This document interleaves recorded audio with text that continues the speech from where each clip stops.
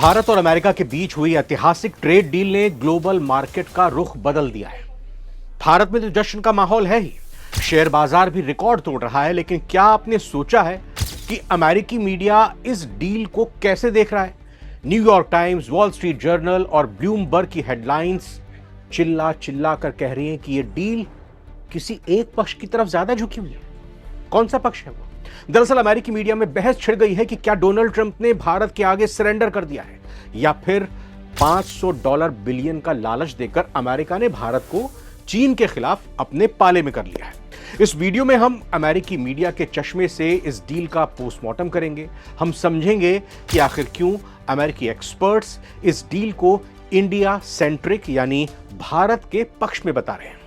नमस्कार, आप नवभारत टाइम्स देख रहे हैं। मैं रविंद्र सिंह आपके साथ। ये वक्त है सारी दुनिया का।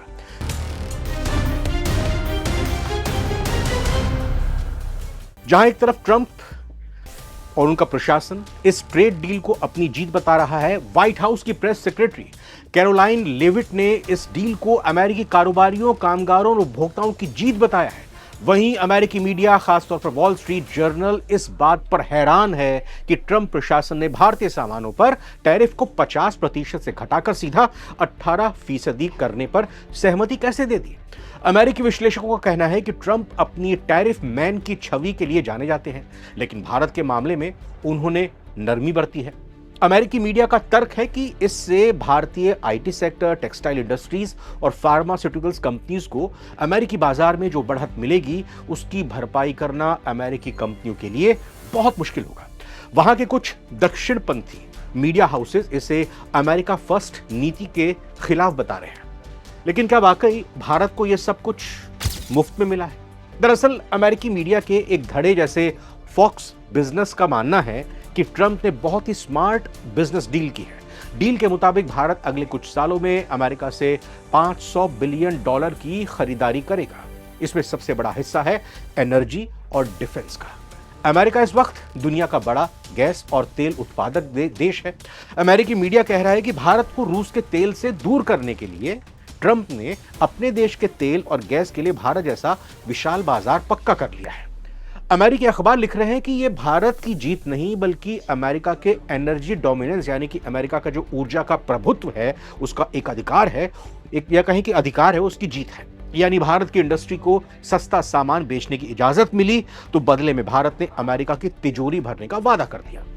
बीबीसी और ब्लूमबर्ग की रिपोर्ट में एक बहुत बड़ा पहलू यह सामने आया है कि रूस से तेल खरीदने पर लगने वाले पेनल्टी टैरिफ को हटाना, यानी जो 25% पेनल्टी टैरिफ हटाया गया है, अमेरिकी मीडिया में इस पर तीखी प्रतिक्रिया दी जा रही है। कुछ एक्सपर्ट्स पूछ रहे हैं कि क्या अमेरिका ने यूक्रेन युद्ध के बीच भारत को रूस के साथ व्यापार करने की खुली छूट दे दी है?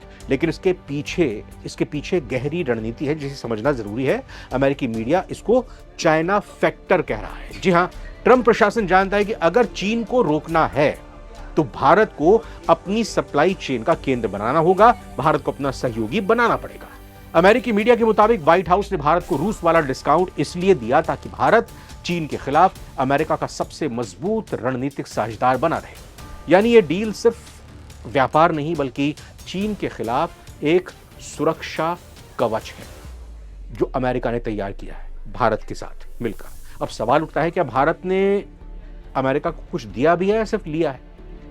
तो कुछ रिपोर्ट्स में कहा गया है कि भारत को अमेरिकी बाजार तक पहुंच में बढ़ोतरी मिली है। दूसरा यह कि भारतीय शेयर मार्केट में सकारात्मक प्रतिक्रिया भी आई है। लेकिन इस पर आलोचक कहते हैं कि भाई ये साफ नहीं कि भारत ने कृषि और डेयरी जैसे संवेदनशील क्षेत्रों में अमेरिकी मांगों के सामने कितना झुकाव किया है या कितने झुके हैं। अभी जब ये पूरा मसौदा सामने आएगा, पूरी डिटेल सामने आएगा, तभी पता चलेगा। रूस से तेल खरीदना बंद करने को भारत तैयार है या नहीं, यह भी नहीं पता है इस डील में। यह भी आगे चलकर पता चलेगा।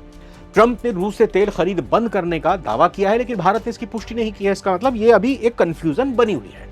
इसीलिए अमेरिकी मीडिया कह रहा है कि डील में अमेरिका को ज्यादा कमीशन दे दिया लगता है। मतलब वो मजाक समझिए या इसको कटाक्ष समझिए, उनकी तरफ से कहा जा रहा है कि डील में ऐसा लगता है कि अमेरिका को ज्यादा कमीशन दे दिया गया, इसीलिए ये सब उन्होंने भारत की शर्तों पर सब कुछ स्वीकार कर लिया। खासकर अगर भारत ने टैरिफ घाटा भरने के लिए खुद को सीमित किया है। अमेरिका में प्रकाशित रिपोर्ट्स में यह भी कहा गया है कि यह डील ढीली है, अधूरी है, टेक्निकल टाइमलाइन नहीं है, दोनों पक्षों के वादों के बीच सामंजस्य नहीं है, कोऑर्डिनेशन नहीं है और अहम बात यह कि कुछ ज्यादातर शर्तें भारत ने स्वीकार नहीं की है। इसके अलावा कुछ ऐतिहासिक कॉन्टेक्स्ट भी समझना जरूरी है। दरअसल अमेरिका ने भारत के टैरिफ पर कड़ी नीतियां अपनाई थी और यह डील एक तरह से अमेरिका के पुराने रुख के पीछे हटने जैसा लगता है। इसीलिए अमेरिकी मीडिया इसे भारत के पक्ष में थोड़ा ज्यादा झुका हुआ बताता है, क्योंकि ज्यादातर आलोचना अमेरिकन अपेक्षाओं के अनुरूप नहीं हुई है। अब बात करते हैं अमेरिकी मीडिया की इन बातों पर भारत के ऊपर क्या असर दिखाई दे रहा है। आपने देखा कल से जब से डील के बाद बाजार खुला, भारतीय रुपया डॉलर के मुकाबले सबसे मजबूत स्थिति में आ गया है, जो लगातार गिर रहा था। भारत के शेयर बाजार में भी अमेरिकी निवेशकों का भरोसा लौटा है, शेयर बाजार भी बम है।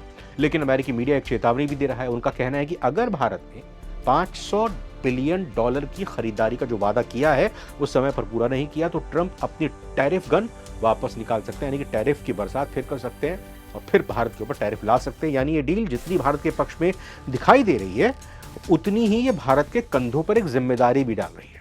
अमेरिकी मीडिया इसे मैरिज ऑफ कन्वीनियंस कह रहा है, यानी ऐसी शादी जो मजबूरी और जरूरत के तालमेल पर टिकी हुई है। तो दोस्तों, अमेरिकी मीडिया का मानना है कि शॉर्ट टर्म में भारत को बड़ा फायदा हुआ है टैरिफ कम होने से, लेकिन लॉन्ग टर्म में अमेरिका ने भारत को अपनी इकोनॉमी और फॉरेन पॉलिसी के साथ कसकर बांध लिया है। आपको क्या लगता है, क्या प्रधानमंत्री मोदी ने ट्रंप के साथ बेहतरीन डील की है या फिर 500 बिलियन डॉलर का वादा भारत पर भारी पड़ेगा? दरअसल भारत के साथ ट्रेड डील्स करने को दुनिया के कई देश बेताब नजर आ रहे हैं। इतिहास में पहली बार ऐसा हो रहा है जब भारत साल भर में 5 देशों के साथ व्यापार समझौता कर रहा है।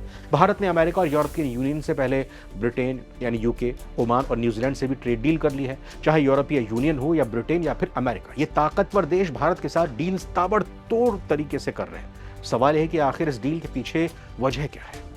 ईयू के साथ जो डील बीते 19 सालों के साथ अटकी हुई थी, अचानक से फाइनल हो गई।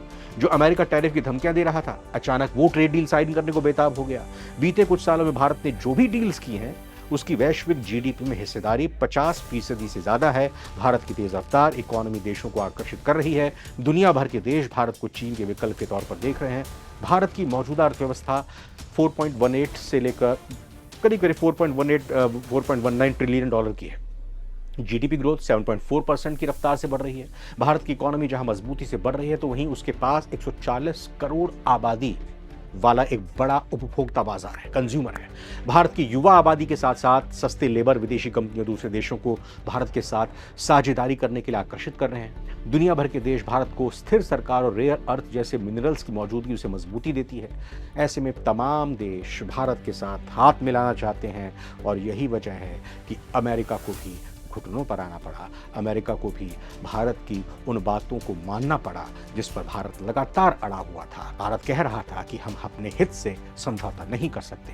बहरहाल जब डिटेल सामने आएंगी पता चलेगा, लेकिन अमेरिका मीडिया भी इस पूरी डील को भारत की जीत के तौर पर ही देख रहा है।